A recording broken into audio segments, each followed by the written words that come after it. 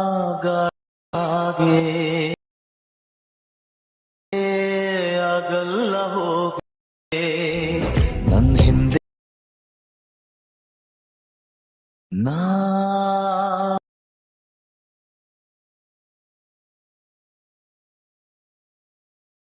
ಹೋಗೆ